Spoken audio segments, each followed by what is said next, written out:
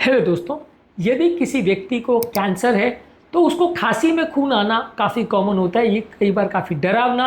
और कई बार जानलेवा सिम्टम या कॉम्प्लिकेशन होता है। तो आज हम बात करेंगे, यदि किसी व्यक्ति को अगर कैंसर का प्रॉब्लम है तो क्या क्या ऐसे कारण हो सकते हैं जिसकी वजह से व्यक्ति को खांसी में ब्लड आ सकता है। इन कारणों के बारे में जानना और समझना आवश्यक है ताकि इस तरह के प्रॉब्लम को हम अप्रोप्रिएटली मैनेज कर सके और सही समय पर सही ट्रीटमेंट पेशेंट को दे सके और पेशेंट की जान बचा सके और फ्यूचर में ब्लीडिंग ना हो, उसके लिए मैनेजमेंट कर सके। इसलिए इन कारणों के बारे में आज हम बात करेंगे। एक अलग वीडियो में इसके मैनेजमेंट पर और इसके इवैल्यूएशन पर हम डिस्कस करेंगे। टॉपिक पर जाने से पहले जो लोग हमारे चैनल पर नए हैं उन्हें रिक्वेस्ट करूँगा कि चैनल को सब्सक्राइब करें, वीडियोस को लाइक करें, शेयर करें, फॉलो करें, कमेंट करें, पूरा देखें। टॉपिक इंपॉर्टेंट है इसलिए इसे अंत तक देखिएगा। चलिए शुरू करते हैं इंपॉर्टेंट वीडियो।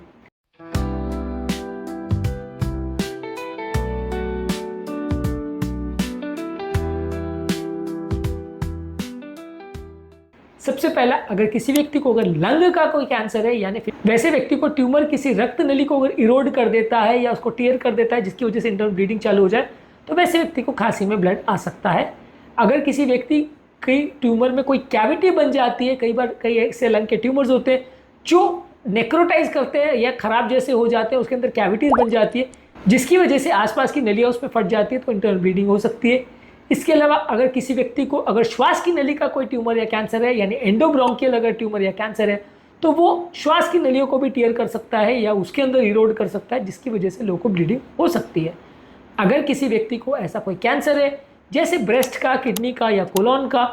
यानी कि अगर किसी को अगर अन्न नली का या किडनी का या अगर ब्रेस्ट का कैंसर है, तो ये कैंसर्स कई बार लंग्स में स्प्रेड कर जाते हैं और ये कैंसर्स लंग्स में अलग अलग जगह पर इन्वॉल्व करते हैं और वहाँ पर फैलना चालू करते हैं, जिसमें वही प्रोसेस होती है कि ये वहाँ की जो रक्त नलियाँ हैं उसको इरोड कर देते हैं, उनको टीयर कर देते हैं, उसके अंदर कैंसर सेल्स भर जाते हैं, ब्लीडिंग चालू हो जाती है जिसकी वजह से लोगों को हेमोप्टाइसिस हो सकता है। किसी व्यक्ति को अगर एंजियोसार्कोमा है जो एक रक्त नलियों का यानी ब्लड वेसल्स का एक कैंसर है, वैसे लोगों को भी कैंसर जब लंग्स में स्प्रेड करता है तो वैसे लोगों को भी ब्लीडिंग हो सकती है। कैंसर के लोगों को इन्फेक्शन हो जाता है यानी निमोनिया हो जाता है, क्योंकि इस तरह के लोगों की इम्यूनिटी कॉम्प्रोमाइज़ होती है जिसकी वजह से जब निमोनिया आता है तो लोगों को खांसी में ब्लड आ सकता है। कुछ लोगों को इम्यूनिटी कॉम्प्रोमाइज़ होने की वजह से, कैंसर की वजह से फंगल इन्फेक्शन हो सकता है, खासकर एस्परगिलोसिस, जो कि लंग्स की नलियों में इन्वेट कर जाता है और ऐसे लोगों को ब्लीडिंग हो सकती है। कई बार कई लोगों को जिनको कैंसर होता है वैसे में टीबी का रिएक्टिवेशन हो जाता है, यानी पहले अगर पेशेंट को ट्यूबरकुलोसिस रहा हो वो सडनली बढ़ जाता है और इस वजह से भी लोगों को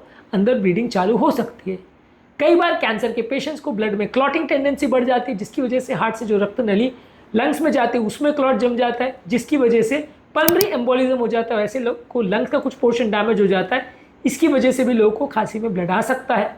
कुछ लोगों को कैंसर रिलेटेड रेडिएशन निमोनाइटिस या फाइब्रोसिस होता है, यानी कैंसर के पेशेंट में जो रेडिएशन थेरेपी देते हैं उससे लंग टिश्यू में स्कारिंग हो जाती है जिसकी वजह से लोगों को ब्लड आ सकता है। कुछ लोगों को कीमोथेरेपी यानी कैंसर के पेशेंट में जो केमिकल एजेंट्स देते हैं वो केमिकल एजेंट्स की वजह से भी लंग्स में थोड़ा डैमेज हो सकता है, इन्फ्लेमेशन हो सकता है, उससे फाइब्रोसिस और ब्लीडिंग हो सकती है, ऐसे लोगों को भी ब्लड आ सकता है। कुछ लोगों को कैंसर के पेशेंट में थ्रोम्बोसाइटोपिनिया यानी प्लेटलेट्स कम हो जाते हैं जो कि कीमोथेरेपी जो देते हैं उससे हो सकता है, या जब कैंसर डायरेक्टली आपकी जो ब्लड बनाने वाली कोशिकाएं होती है, बोन मैरो होता है हड्डियों के अंदर, वहाँ पे अगर इन्वेड कर जाए, हड्डियों का अगर कैंसर हो तो वहाँ पे इन्वेजन की वजह से भी लोगों का ब्लड बनना कम हो सकता है, तो लोगों को थ्रोम्बोसाइटोपिनिया होने की वजह से कैंसर हो सकता है। इसके अलावा एक कंडीशन होती है डिससेमिनेटेड इंट्रावैस्कुलर कोएगुलेशन, जिसमें कोई इन्फेक्शन की वजह से या कैंसर की वजह से वाइड स्प्रेड पूरे ब्लड में क्लॉटिंग या ब्लीडिंग चालू हो जाती है, इसकी वजह से भी लोगों को ब्लड आ सकता है।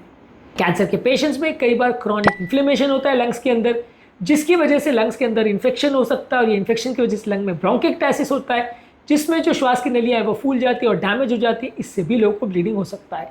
ज़्यादातर इस तरह के पेशेंट को आप इवैल्यूएट कैसे करोगे? ज़्यादातर इस पेशेंट की आप डिटेल हिस्ट्री लोगे कि कितना ब्लड आ रहा है, किस फ्रीक्वेंसी से आ रहा है, क्या कैरेक्टर है ब्लड का, ब्लड के साथ कोई पार्टिकल तो नहीं आ रहा है, ये सिर्फ खांसी में आ रहा है या सिर्फ थूक में आ रहा है, किस तरह के सिम्टम्स है पेशेंट को, साथ में फीवर है, वेट लॉस है, चेस्ट पेन है, ब्रोंकिक्टाइसिस है, ये सारी चीज़ों को आप असेस करोगे। पेशेंट को कौन से टाइप का कैंसर की हिस्ट्री है, कौन सा ट्रीटमेंट हुआ है, कौन सा इन्फेक्शन की हिस्ट्री है, या ब्लड का कोई स्पेसिफिक इन्वॉल्वमेंट है नहीं, आप इसको असेस करोगे तो इससे पेशेंट के मैनेजमेंट में आपको मदद मिलेगी। ब्लड टेस्ट में आप कंप्लीट ब्लड काउंट करोगे जिसमें पेशेंट को खून की कमी कितनी है, प्लेटलेट्स कितने हैं और इन्फेक्शन का कोई साइन तो नहीं, ये चीज़ें देखोगे।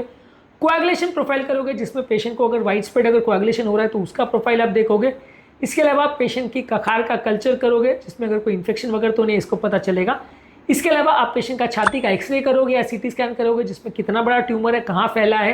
क्या उसके साइड्स है, क्या उसकी लोकेशन है, कितने कैविटेशन है, कोई और इन्फेक्शन तो नहीं, ये सारी चीज़ें पता चलेंगी। और इसके अलावा एक कैमरा वाली ट्यूब आप पेशेंट की श्वास की नली में डाल सकते हैं, जिसमें अगर नली के अंदर किसी साइड से ब्लीडिंग हो रही है तो वो आपको दिख जाएगा और वहाँ पे आप किसी ट्यूमर या कैंसर को लोकेट कर सकते हैं और उसको प्रॉपर्ली ट्रीट कर सकते हैं। इसके अलावा आप पेशेंट का पल्मोनरी फंक्शन टेस्ट करते हैं, जिसमें कोई और लंग्स की बीमारी पेशेंट को साथ में है या नहीं और उसका कोई इंटरवेंशन की आवश्यकता है नहीं, वो पता चलेगा। एक अलग वीडियो में हम इसके मैनेजमेंट पर बात करेंगे। आज के वीडियो में बस इतना ही। आज के टॉपिक में हमने बात करी यदि किसी कैंसर के पेशेंट को खांसी में अगर ब्लड आ रहा है तो उसके क्या कारण हो सकते हैं।